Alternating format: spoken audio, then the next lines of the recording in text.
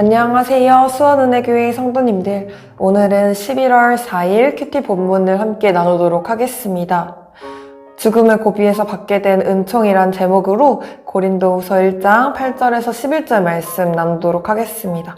제가 봉독하겠습니다.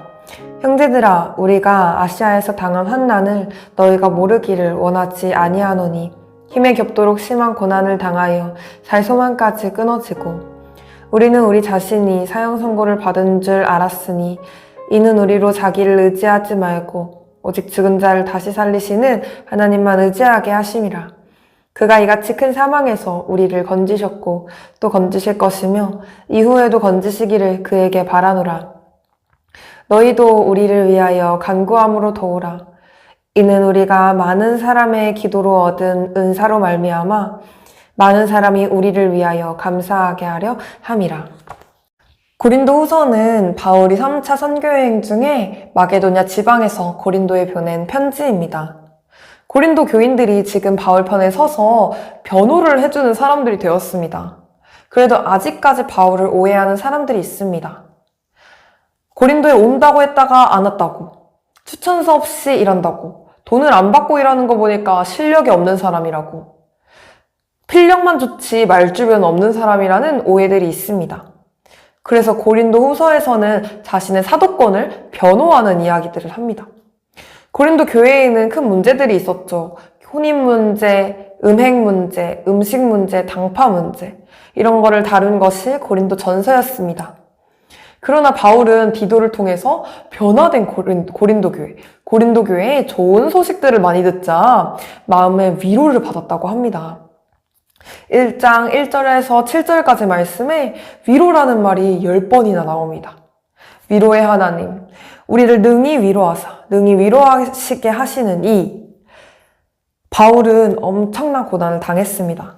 살 소망이 끊어질 정도로 힘겹고 사형 선고를 받은 것 같은 고난입니다.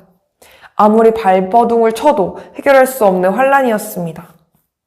바울은 자신에게 고난이 허락된 이유는 9절에서 오직 죽은 자를 다시 살리는 하나님을 의지하게 하심이라고 말합니다. 우리도 고난 가운데 해야 할 일, 고난을 우리에게 주신 이유, 바로 하나님을 의지하는 것입니다. 하나님을 의지할 수 있는 이유는 바로 이미 우리를 건지셨기 때문입니다. 이미 죽었던 우리를 다시 살리셨습니다. 건짐 중에 가장 큰 건짐은 죽음에서 건지신 것입니다. 소망 없고 죄로 물든 지옥 백성인 나를 가득한 위로와 소망으로 안으시고 품어주셨습니다. 천국 백성으로 삼으셔서 죽어서 천국에 갈 뿐만 아니라 이 땅에서도 천국을 살아가게 하실 것을 믿음으로 너무나 감사드립니다. 하지만 우리는 또 다시 찾아온 고난 앞에 건짐을 받지 않았던 것처럼 건짐을 받았던 걸 까먹고 발을 동동 구르곤 합니다. 하나님은 우리를 건지셨고 건지실 것이며 건지시길 원합니다. 우리를 죽음에서, 고난에서, 수렁에서 건지시는 것은 하나님의 몫입니다. 하나님만 하실 수 있습니다. 그러나 우리도 해야 할 일이 남아 있습니다. 11절에 간구하라고 말합니다. 사람이 고난 앞에 해야 할 일은 하나님을 의지하면서 기도하는 것뿐입니다.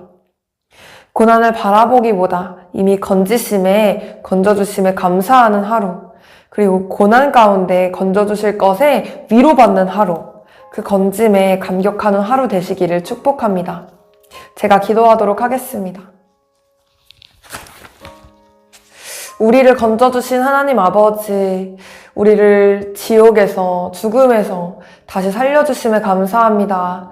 택한 백성으로 이렇게 주님과 교제하며 사람들과 사랑하며 살아갈 수 있음에 너무나 감사합니다. 하지만 우리에게 가끔 찾아오는 고난 앞에 발을 동동 구르고 건져주신 적이 없는 것처럼 살곤 합니다. 하나님, 이런 우리를 긍휼히 여기시고 불쌍히 여기셔서 주님의 사랑 가운데 거할 수 있도록 다시 도와주시고 주님의 위로 가운데, 주님의 소망 가운데 거할 수 있도록 도와주시옵소서. 오늘 하루 주님께서 건져주심에 또 이 고난에서 건져주실 것에 감사하며 살아갈 수 있도록 인도하여 주시옵소서. 크신 위로로 함께하신 예수 그리스도의 이름으로 기도합니다. 아멘.